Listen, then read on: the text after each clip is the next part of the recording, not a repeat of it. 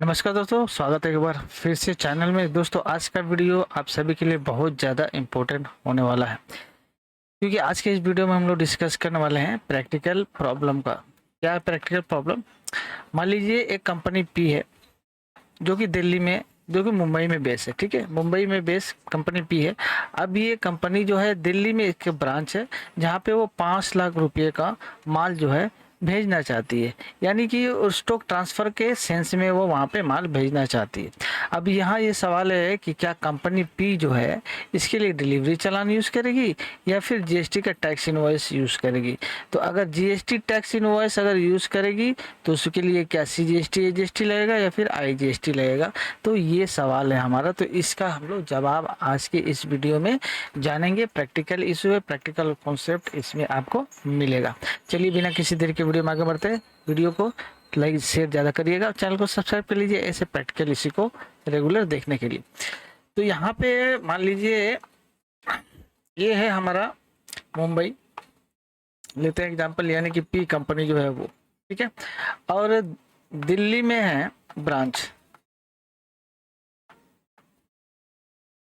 ठीक है, अब इसमें हो क्या रहा है, कंपनी मुंबई ब्रांच से जो है दिल्ली ब्रांच स्टॉक ट्रांसफर कर रही है, स्टॉक ट्रांसफर सेंस कर रही है, यानी कि in the sense of stock transfer माल को भेज रही है। मेन मकसद कंपनी का क्या है, वहां पे माल भरना। ब्रांच जो ब्रांच ऑफिस है दिल्ली में, वहां पे माल को वहां पे स्टोर करना, उसके लिए वहां पे स्टॉक ट्रांसफर कर रही है। लेकिन आपको ये पता होना चाहिए कि जीएसटी में कोई स्टॉक ट्रांसफर बोल के है ही नहीं। ठीक है, जीएसटी के अंदर कोई स्टॉक ट्रांसफर होता ही नहीं, यानी कि एक स्टेट से दूसरे स्टेट में अगर आपको माल लेना है तो क्या होगा, यानी कि मुंबई में, मुंबई एक ब्रांच है, दिल्ली एक ब्रांच है। अब ये दोनों ब्रांच में क्या होगा, अलग अलग जीएसटी नंबर लेना पड़ेगा कंपनी को, या पहले से लिया होगा जहाँ पे माल भेज रहा है, जाहिर सा बात है। अब ये दो, दिल्ली में एक जीएसटी नंबर है, मुंबई का अपना एक जीएसटी नंबर है रजिस्टर ऑफिस का। यहाँ से जब ट्रांसफर होगा यहाँ पे माल मुंबई में, तो ये एक जीएसटी से ट्रांसफर हुआ दूसरा जीएसटी में, तो ये ट्रांसफर नहीं होकर इसको टर्न किया जाएगा सेल। क्या चीज के, किसके लिए? इसके लिए सेल, यानी कि मुंबई के लिए ये सेल हो जाएगा, और सेम चीज, यही चीज आपका दिल्ली के लिए परचेज हो जाएगा। तो ये किस तरह से सेल हो जाएगा मुंबई के लिए, क्योंकि मुंबई ब्रांच जो है इसको जीएसटी टैक्स इनवॉइस के ऊपर माल को भेजेगी, क्योंकि एक जीएसटी से दूसरे जीएसटी में ये सेल हो रहा है ना, एक जीएसटी से दूसरे जीएसटी में जा रहा है यहाँ पे। तो एक जीएसटी से दूसरे जीएसटी में हमेशा आपको सेल होता है। ठीक है, विदाउट सेल होता है। अगर आपका अदर देन सेल कोई पर्पस है, जिसको मान लीजिए कि आप जॉब वर्क के लिए भेज रहे हैं, अदर देन सेल पर्पस हो गया, आप कुछ काम करा कर वापस माल लाएंगे, इसलिए अगर इस सेंस में होता है तो आपका डिलीवरी चालान के अगेंस्ट में माल आप भेज सकते हैं वहाँ पे। लेकिन अगर वहाँ जाकर ट्रांसफ़र करके वहाँ पे स्टॉक करना है और वहाँ से माल को भेजना है, तो पहले वहाँ पे जहाँ पे जाना है दिल्ली में, वहाँ का एक रजिस्ट्रेशन अगर नहीं है तो लेना पड़ेगा, और मुंबई ब्रांच से उस ब्रांच में वहाँ पे सेल आपको दिखाना पड़ेगा।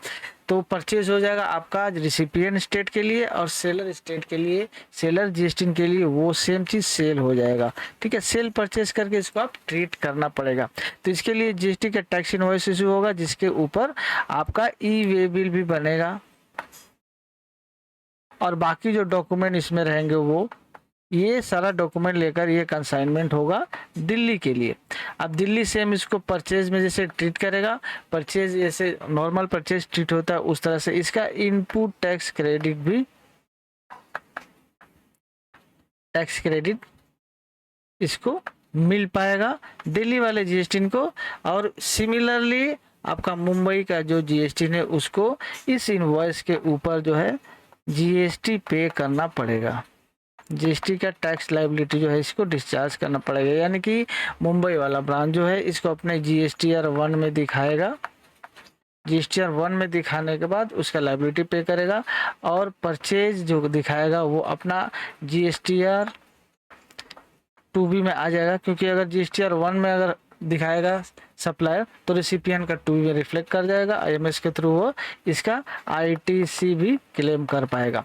तो GST में टैक्स इनवॉइस के अगेंस्ट में ही होगा। अब इस पे सवाल होता है CGST AGST, ये तो आपको भी पता होगा कि इस पे IGST लगेगा, IGST लगता है। CGST कब लगता है? जब इंटर स्टेट कोई ट्रांजेक्शन होता है, एक स्टेट से दूसरे स्टेट में होता जाता है तो IGST का वहाँ पे टैक्स लगता है। तो ये कॉन्सेप्ट आई होप आपको क्लियर हो गया होगा कि एक स्टेट से दूसरे स्टेट में अगर स्टॉक ब्रांच ट्रांसफर के नाम पर अगर आप करते हैं तो ब्रांच ट्रांसफर GST में आपको सेल परचेज के हिसाब से आपको वहाँ पे दिखाना पड़ेगा। एक टैक्स इनवॉइस करेगा, दूसरा उसका इनपुट टैक्स क्रेडिट लेगा, एक लायबिलिटी डिस्चार्ज करेगा और रिसिपिएंट स्टेट जो है उसका इनपुट टैक्स क्रेडिट ले पाएगा। रिसिपिएंट GST बोलिए और सप्लायर GST बोलिए, तो ये नॉर्मल शेयर परचेज की तरह ये ट्रीट होगा GST में। तो आई होप आपको ये क्लियर हो गया होगा कि स्टॉक ट्रांसफर का कॉन्सेप्ट क्या है GST में, कौन इनपुट टैक्स क्रेडिट लेता है, कौन टैक्स लायबिलिटी डिस्चार्ज करेगा उसका। आई होप ये क्लियर हो जाने के बाद आपको अब इस रिलेटेड कोई भी इशू नहीं आएगी।